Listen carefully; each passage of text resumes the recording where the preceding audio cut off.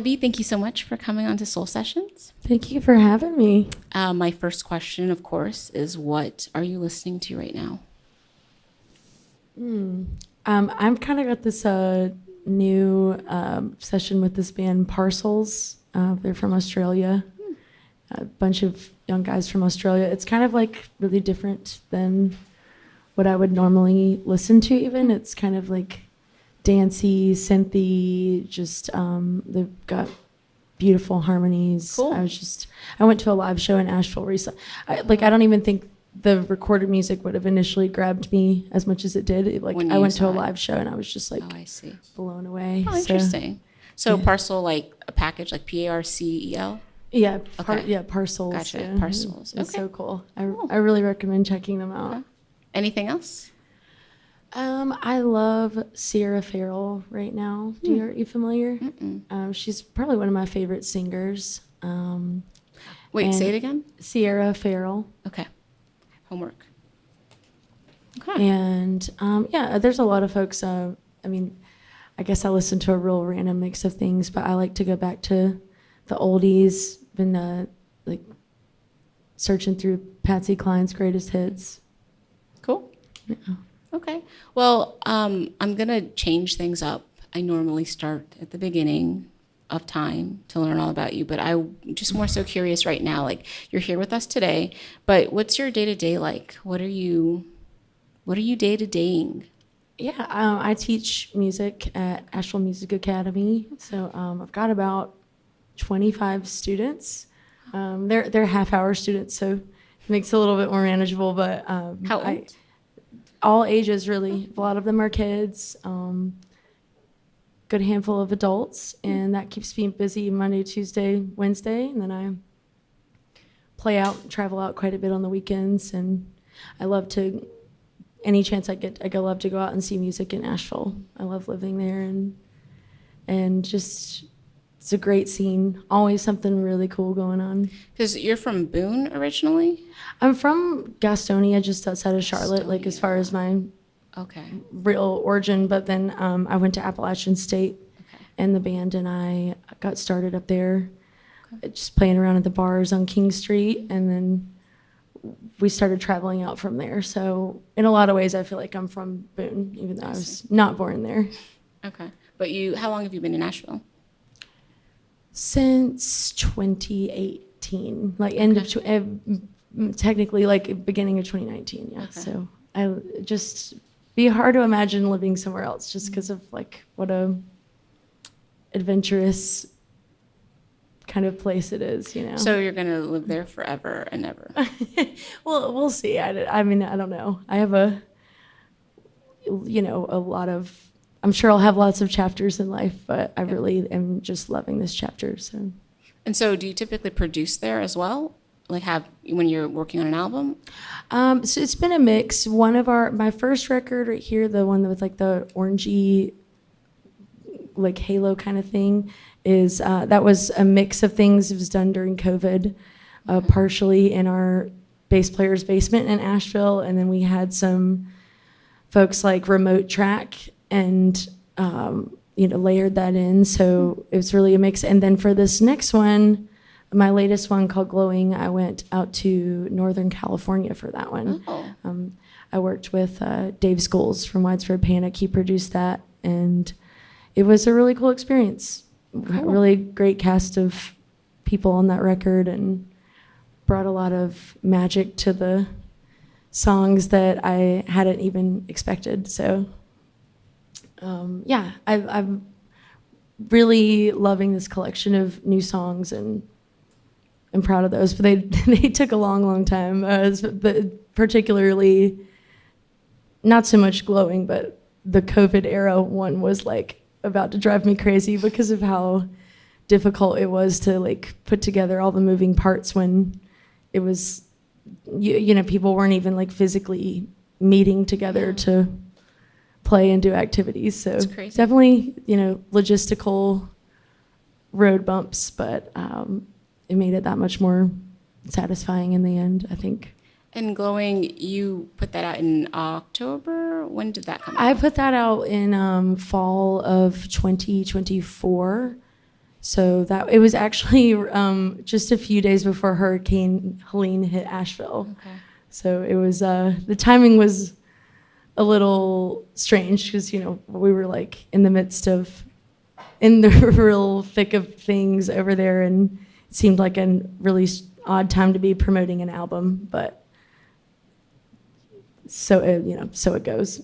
Yeah. So let's rewind then. How did you get into music?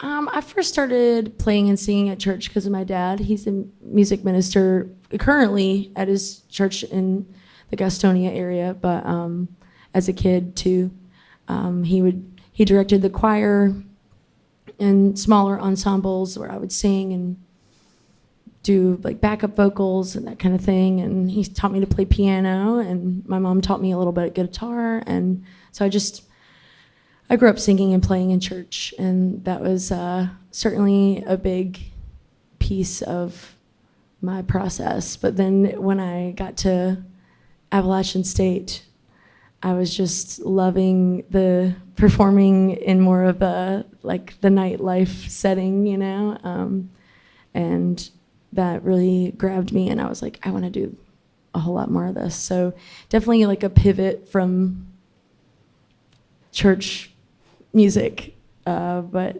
both really integral to the whole, Yeah. So it was just kind of like when you were in college, this is just what I have to do. It's going to happen as far as devoting yourself to music.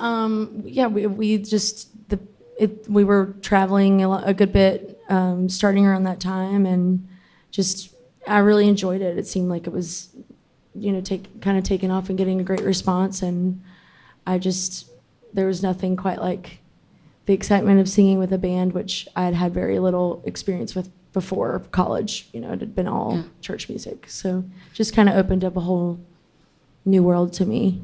So do you write with your band? How do you typically get a song out there? It's been a process.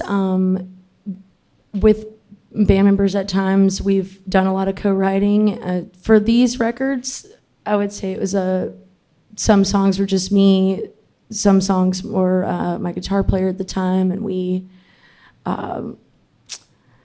would co-write together quite a bit. And then lately, some of these songs I've shared today, I've just really been getting into kind of the solo writing, kind of, it's shaping my sound, and I've been feeling it leaning in this more Americana singer-songwriter sort of direction, and been playing more guitar lately. So it's a mix. That was kind of a convoluted answer, but because there are a lot of different ways a song can come together, certainly. But I'm just really enjoying the solo exploring right now. So the song that you played, that might be Roses. So can you talk about what the process was like for that, or what inspired you, or what does it mean to you? Yeah, I was thinking about, I guess I kind of, not all songwriters lean this way, but sometimes mine can be like more topic oriented, where some people will pick like a groove and chords first and then add words. I can kind of like envision like a concept or a message maybe beforehand. And I was thinking about, water the garden, water the garden, you know best, tend to your roses, my dear, was kind of like a love the one you're with kind of message, like tend to the beauty you have instead of expecting the grass to be greener, is kind of where my head went with that. And I wrote that chorus. I felt like I was onto something with the water garden did I best, tend to your roses, my dear. I came up with that, and then that sat there a long time. I couldn't, with that one, I felt like there was just like there had to be like a perfect verse and another type of section that belonged there, but the chorus felt so good as a standalone that I just, not typical for me, but I put that one away for a while and played around with many different versions of a verse. It felt like the chorus just came to me instantly and grabbed me instantly, and I only just very recently made it a whole, you know? And that's not typical. So a lot of times some of my songs that I've come to enjoy the most really kind of like came to me in a moment or one afternoon or late night, you know? And then this one was a little more fragmented. And it was interesting to me when I played it for a few friends, because I guess the chorus is a little bit more abstract, right? Like I shared what the message was, but maybe other people hear it differently. My friends had a lot of different responses about what it meant to them, so that was cool. Maybe I haven't written as abstractly as often. A lot of times, like with these records, I was really delving into a lot of subjects of heartbreak and love and being grateful to be alive. And I think maybe the lyrics, while I enjoyed those a lot and appreciate those a lot, they're a little more on the nose, you know, a little more, it's a little more obvious what they meant. And I enjoyed writing this song that's perhaps like far more open to interpretation.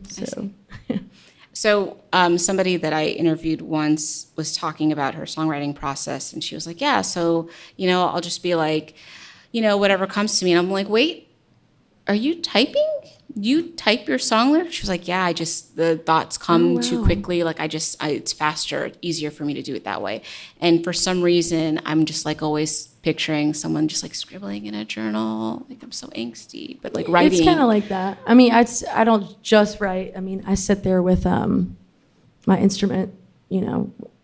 I used to normally write on piano, and lately I've been kind of leaning more towards guitar, but it'll certainly always be a blend. And sometimes if the words come to me first, I'll build everything around the words I really am interested in, and then other times I've kind of got like a concept in mind or a sound in mind, and I'll just like vamp on the chords and hum a melody. And I've found it helpful to actually like just like blah-bitty blah my way through a song and actually just completely make up sounds until something kind of starts to come, you know, from out of the ether or whatever. Okay. So it can be. Sometimes I think when I do it that way, the words can sound like they really, like each syllable sounds like it really belongs there, because I kind of relied on like intuition rather than making certain words that I like fit apart. Yeah, I've heard that's how Sia does her songwriting, something similar. I've heard to a that. few people say that. Yeah. That's cool. So you have your 2 projects that are out, but you are just obviously working on this newer song. So where are you as far as projects? Like when you come up with a new song like that, where does it go? Do you let it sit? Do you think you'll release it as a single, or how does that work with what you're doing right now? Do you mean project is like a whole collection of songs, or as far as an album? Yeah. It can.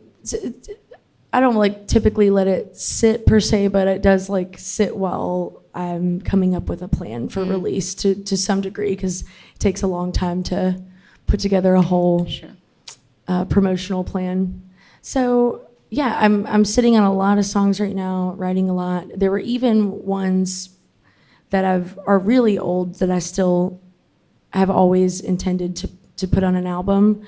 Maybe just it was tough with these because I had to like, especially my latest one, I really had to think about the songs as like a collection, a theme, and maybe songs that I really loved that I know that I've got to get into the studio with one day, like didn't belong in that set of songs. So there are ones that are like years old right now that I'm considering bringing back and also mixing with brand new ones. Okay. And yeah, I've been kind of, mostly my time in the studio lately has been like more collab type projects. But before this year is out, I will definitely have gone back into the studio to record some more. Okay.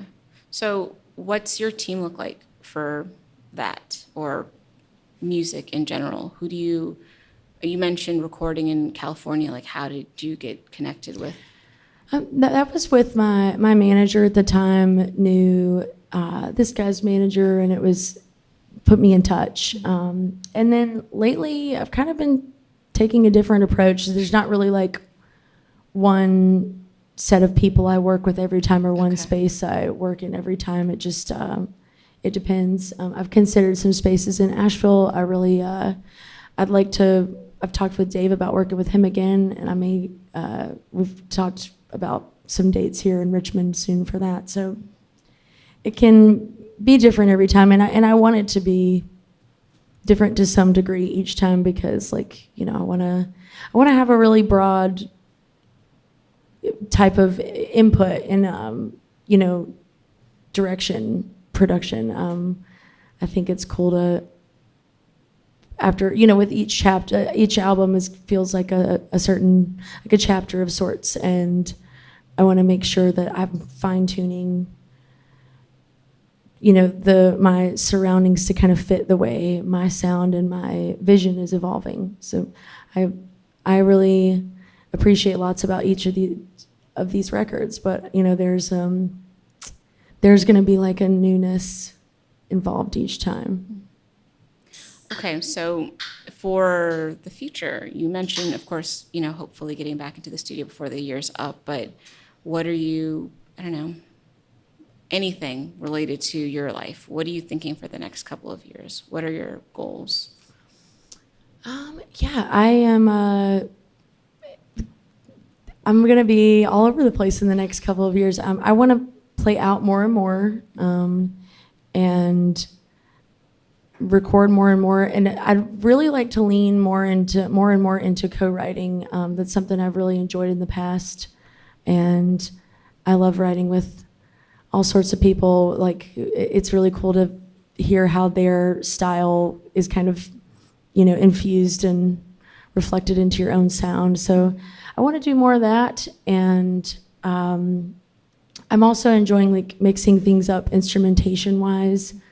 So like, whereas before and with these records I always had a very full band. The first record has like horn section and all, and this next one, the latest one, Glowing, has like synth and just a lot of texture. And lately I've been kind of, like I was talking about, just you know, more solo writing, more like me and my guitar in my room kind of vibes. I've been enjoying just distilling the sound and kind of coming back to the basics and letting the song really highlight the voice and the melody, and just sort of stripping away the extra stuff. For right now, that's just kind of what I'm feeling, which is like a new chapter for me also that I'm approaching. I'm excited about it. You know, it's taking shape day by day. So that's definitely what the next 2 years will be about, is me leaning more into my own singer-songwriter journey. And I love having, whereas like with traveling with the full band as a unit is a lot of fun, and then it's also cool to be able to mix it up and say, like, you know, like exactly what we're doing today, like with just Jackson, or considering like a trio, no drums, for an event coming up. So just feeling like doing fresh things, you know? Okay. So I go to Asheville, and I need to go where? Where is Abby taking me? Where do I need to spend my time? I love West Asheville probably the most out of, you know, all the little micro areas. It's my favorite side of town. And lately, we've got some awesome local music nights, especially on weeknights. One World West, One World Brewing, West Side. There's two locations, downtown and then west. So One World Brewing on the west side is probably my favorite place to hang out right now. In particular, the Monday, they call it the Monday Mashup, where just a whole host of some of just the best musicians around come out, and it is quite literally a mashup. You know, they like do a really different type of thing each week, and it's, you know, something new, and it's really fun to go out on a Monday night and experience something that, you know, that much hype. Like, it's just, people are really excited and dancing, and every time I'm out there, I'm really grateful. I'm like, wow, you don't see a Monday night this exciting in many places. Yeah. Kind of gives us all something to really look forward to on Monday. So Cool. that's probably my favorite thing right now. And then the day before, at the same space, they have Bluegrass Sunday, which is Jackson was there yesterday playing this whole celebration for their 8-year anniversary. It's just been a great scene over there. And then there's some other awesome spots. Third Room is really cool. I guess I'm naming all music venues. Were you asking about things other than music venues? Whatever. I love to eat it. We could talk about food. I love to eat at 9 Mile, and I love to eat at Ganshan. These are all things on the west side. Okay. And some of my favorite foods over there. So Okay. lots of cool stuff. But yeah, I mean, you know, music is definitely kind of my focus when going out on the town, and there's plenty of it. So I feel really grateful for that. And you come here like more than once, right? You come here like a decent amount, right? Yeah, I've been here pretty often because I've been tracking some with Bill Stevens. This was kind of what I was referencing in part when I was talking about just collab projects and things that aren't necessarily like my solo work, but just, you know, guesting and participating in other people's material and such. So yeah, I've been doing a lot of that here, and I come to Winston-Salem probably at least every, you know, 3 or 4 months or so. So your favorite spot here would be? I can't remember the name of it, or the well, I like to go to Wise Man. Okay. That's like right by Bill's studio, and then I walked over to this little Cuban place that was amazing, like right in that area. Does Yeah, I anybody think know? it's closed It now. closed down. Yeah, That's what I that's heard. right. But it was just one of the best meals Yeah, I've a lot of had people were really upset about since. that. I was just baffled that it closed down. I was like, how are people not like Winston. lining up outside the door? So that was really nice. I had some good meals here. I ate at an amazing Chinese place downtown as well. You guys have really great food and cool music. Admittedly, I think I've mostly been to just Wise Man for music lately. What are some other cool spots music-wise? Well, there's the I don't know, guys. What do you? The Ram Cat. Oh, okay, yeah. Yeah. And there's Jazz at Easy Tiger. There's jazz. We're on a jazz like kick, wouldn't you say? Yeah. Sage and Salt has jazz. There's lots. Cool. Jazz at Footnotes. Yeah. Lots of jazz. I don't know. I mean, jazz is cool, but jazz at the Remedy. Yeah. They're doing some cool stuff. Yeah, they're doing some interesting stuff, actually. Yeah, I need to go see a show there. They've been doing some fun stuff in their like back room space, which is cool. Nice. You guys have a lot of cool stuff going on. This is a fun city. I mean, I've been mostly just like really in the heart of downtown when I've come here, but I love it. Good vibes here. Yeah. Obviously, we come here to the coffee park. Yeah. Yeah. Love this space. Yeah. And yeah, I think it's really cozy and it has personality. You know, sometimes I've been to some cities that I won't name names, but just everything's just a little almost like too sleek, too shiny, too clean. Right. It's like it lacks flavor. Yeah. So Yeah. yeah. So you get the idea. Okay. We normally play a game. We're not going to do that exactly, but we'll do some rapid fire questions. Okay. If you're up for it. Yeah. I don't know if I've done anything like this before. In fact, it doesn't have to be rapid fire. First concert. My first concert would have been church, like a winter jam with my youth group, where I saw a ton of like gospel groups. Okay. Yeah. Okay. What about like non-church first concert? I think my first non-church concert was at the Whitewater Center in Charlotte, like right when they first opened. Yeah. And I was a teenager by then. My parents didn't really take me out to non-gospel music events. So I went to see Mama's Big Fat Booty Band. Is anybody familiar? No. Okay. Yeah, so those people, it's funny, those people have actually become good friends of mine, and I'm going to be sitting in with some of them at a festival this weekend, which cool. little me would have been like mind blown by that, because I came out to this show and they were just like rocking so hard, and I had never seen an event like that, and I was like, oh my gosh. So yeah, that was just really exciting. That was the Whitewater Center was like not far from Gastonia. So that was really, and they had like, you guys might be familiar with that place in Charlotte. It's rather large.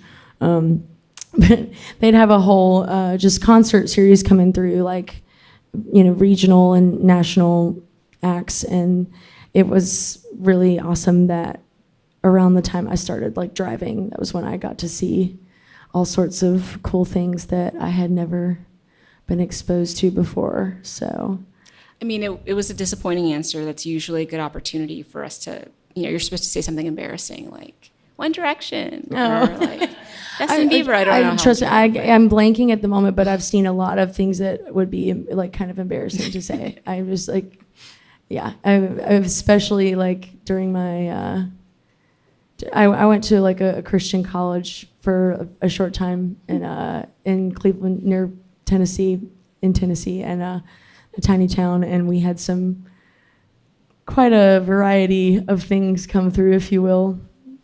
Yeah, just maybe things that people here might not have heard of, but it was unusual, to say the least. Okay. Album you wish you wrote? Oh my goodness. A Sailor's Guide to Earth by Sturgill Simpson is probably like one of my all-time favorite records. It's like an absolute masterpiece. Are you guys familiar? Okay, cool. It's awesome nods. Yeah. I love that so much, and it's one of those you have to listen to in order in its entirety, and it's just very special to me. Okay. Cool. Underrated artist? Let's see. There's so many. There's a local artist in Asheville, and I love her voice so much. Her name's Alexa Rose, and she comes on WNCW. I run into her from time to time. Don't see her out too much, but I go back to her songs, and she has one of those just one of a kind voices that I'm like, she should be heard by a lot Everyone. more people. Nice. Yeah, it's just a very distinct, beautiful sound. So what about your heartbreak song? Like that one song where you broke up and it's been like too long, but you should really be able to listen to the song, but you're like, oh, I can't listen to this song. It just makes me think of whomever. There's a song on my first record called Where Do I Go? And I really avoid that one for personal reasons. I don't think the band knows it, or I don't think we played it live. So anyway. That one's just, you're like, never request that one. Okay. What about karaoke? Do you do karaoke? Because I feel like it's obnoxious when people who are like exceptionally good at singing to do karaoke. It's like, we get it. We know you're so much better than us, but we're drunk. We're trying to have a good time. I've been told that. I mean, I'm not, eagerly signing up for karaoke anywhere. But if the situation calls for it, I mean, I recall like some kind of like a music venue in town, they're having like a staff Christmas party, and everybody sang a song. So I'm not gonna like Not actively sing. sit out. Yeah, I that'd be think I weird. sang Santa Baby. that Oh, night. okay. I feel like you could do that really well. Yeah, but I That like makes that sense. one. I love Eartha Kitt. And Or what about a song that you know every single lyric to, not because it's part of your job? this is really kind of an off the wall one, but I've done karaoke to Sir Psycho Sexy by the Red Hot Chili Peppers. And I definitely know all the words to that, and yeah, not in a way that's not related to my Yeah. current sound. No one's requesting that. I don't think so, but Okay, cool. And then lastly, I just want to do I'll just do 3 word association. So I give you a word and you give me a song. oh, okay. Yeah, that features that word anywhere in the song, but the first song that comes to mind. It needs to be included in the lyrics somewhere. Okay, I'll Yeah. try. Yeah. Okay. Woman. When a Man Loves a Woman by Percy Sledge. Okay. Yeah, that's solid. We can pretend we don't know what that song is, so you can remind us. When a man loves a woman. Yeah. Yeah. What about remember? There's a place I still remember all my life. What is that called? In My Life by the Beatles. Yeah. Oh, that's right. Water. The water is wide, I can't cross o'er. I wish I could remember who originally. That's it started out as a. It started out as a traditional, that's a really ancient song that a lot of people have done, but the Indigo Girls Oh, okay. And a lot of folks have popularized Oh, I it. see. Well, I don't think I know that song. I'm just going to throw 2 more in there. Home.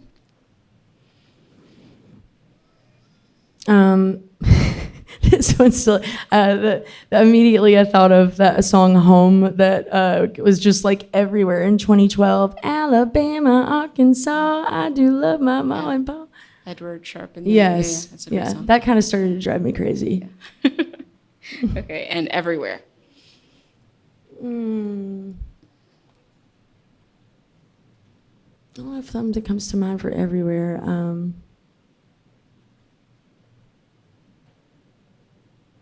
Everywhere. I know I've got the word everywhere in my songs. Friends. It's there. It's there. Who has a song, an everywhere song? Jackson might be able to think of one. You got nothing? Nobody? Oh, there you go. Okay, cool. Excellent. Okay, great. Well, then, thank you so much for coming, Abby. And thank you so much, Jackson, as well, for coming. Yeah, that's it. Thank you guys so much for having me.